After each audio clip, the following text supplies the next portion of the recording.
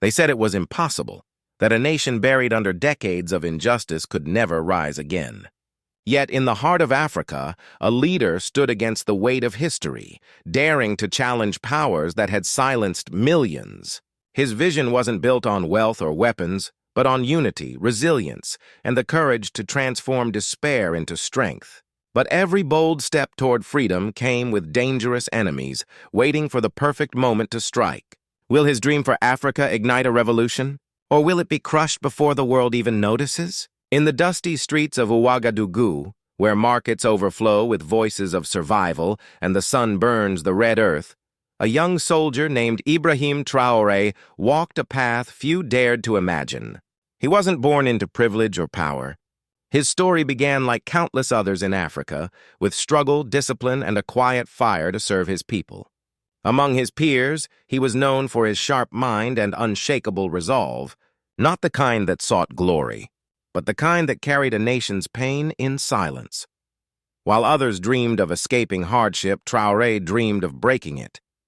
He saw how villages lived in fear, how the wealth of the land was stolen while its children went hungry, and how promises of justice turned into echoes lost in corruption and foreign control.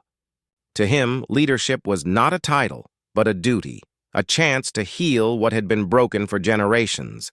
Yet beneath this vision lay a dangerous reality. Change in Africa never came without resistance, and every step toward freedom was shadowed by those determined to keep things as they were. Traoré was about to face the moment where his ideals would collide with brutal injustice, and his quiet fire would be tested like never before. The cracks in the system grew wider each day. Villages that once thrived on farming were reduced to ashes by conflict, families torn apart, and children forced to grow up knowing only hunger and fear. Foreign powers circled like vultures, extracting wealth from the very soil that gave life to Africa, while leaders in polished suits signed away futures in quiet rooms. The people's voices were drowned out, their cries treated as background noise in a world that had learned to look the other way. Ibrahim Traoré felt those cries as if they were his own. He saw soldiers, meant to defend the nation, sent instead to protect interests that weren't African. He saw mothers walking for miles just to find clean water while resources were shipped overseas. The contradiction tore at him. How could a land so rich leave its people in such poverty? And worse, how long could a leader stand silent before becoming part of the same injustice? Each day, the weight grew heavier. Whispers spread among the people, about betrayal, about leaders who had chosen comfort over courage. The nation trembled under the grip of corruption and exploitation. But within that trembling, a new resolve was building. Traoré knew that change would demand sacrifice, and sacrifice would demand enemies. Tensions escalated when opposition forces began targeting villages, spreading fear to break the people's will. Houses burned in the night, and silence followed each attack. The people wanted protection, justice, and a leader who would not bow to pressure. And in that silence, eyes turned toward Traoré, not because he asked for power, but because he carried something the others did not. Unshakable defiance, but the path forward was laced with danger. Every decision risked betrayal from within. Every action invited retaliation from without. Allies could become enemies overnight, and enemies already held the upper hand with wealth, weapons, and global influence. Yet as the walls closed in, Traoré's resolve only grew stronger. One moment in particular pushed the tension to the breaking point. When an entire community was left defenseless after officials ignored their pleas, Traoré stood before his men and made a choice that would change everything. He would no longer wait for permission from corrupt hands.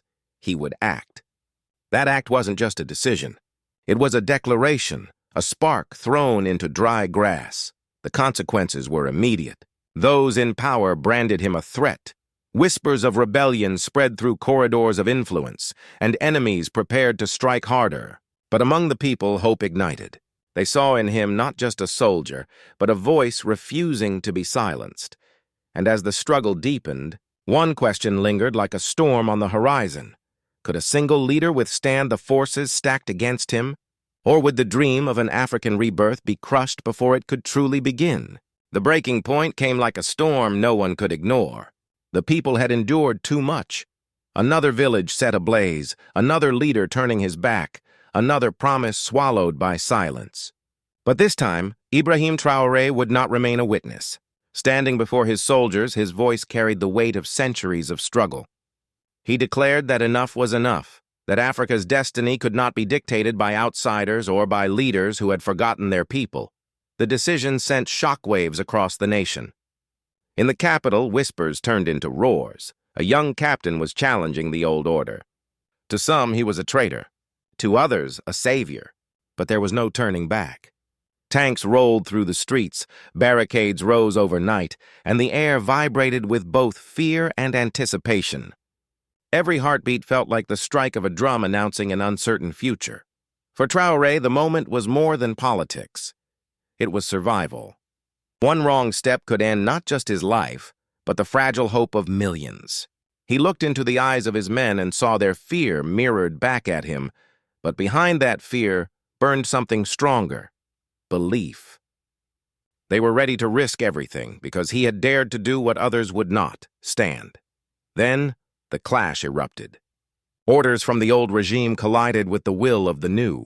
Power shifted like an earthquake, and for a moment, it seemed the dream would be buried under the weight of chaos. But as dawn broke, one truth was undeniable: the world had changed. Africa had witnessed a defiance that could not be silenced. And yet, in that fragile victory lay a haunting question. Was this the birth of true freedom, or the beginning of an even greater struggle? When the dust settled, the nation did not instantly transform, nor did centuries of injustice vanish overnight, but something profound had shifted. For the first time in generations, the people saw a leader willing to risk everything for them, not for wealth, not for foreign approval, but for dignity, for justice, for Africa. That moment of defiance became more than a political act. It became a symbol, whispered in villages, sung in protests, and carried in the hearts of those who had almost forgotten what hope felt like. Ibrahim Traoré's stand proved a simple yet powerful truth. Leadership is not measured by comfort, but by courage. His choice inspired millions to believe that Africa's story does not have to be one of exploitation and silence. It can be a story of resistance, unity, and rebirth. But with that hope came a warning. Every step forward would be tested, and the fight against corruption, poverty, and foreign control was far from over. The world began to watch, some with admiration, others with fear. Because a people who rise together cannot easily be broken, and a continent that remembers its strength cannot be ignored. The struggle of one leader became the spark for many, reminding Africa and the world that change is never given. It is claimed, and now the question lingers. If one man's courage could awaken a nation, what could millions achieve if they stood together? The future of Africa is not a distant dream. It is being written today in the choices of leaders, in the unity of people, and in the fire that refuses to die. So, will this be remembered as the dawn of a new era, or just another moment lost to history? The answer lies not in them, but in us. If this story moved you, don't let it end here. Share it so others can feel the power of African unity and leadership. Drop your thoughts in the comments. Do you believe Africa is on the edge of a true transformation? And if you want to hear more untold stories of struggle, courage, and hope, make sure to like this video and subscribe. Together, we can keep these voices alive and build a community that refuses to stay silent.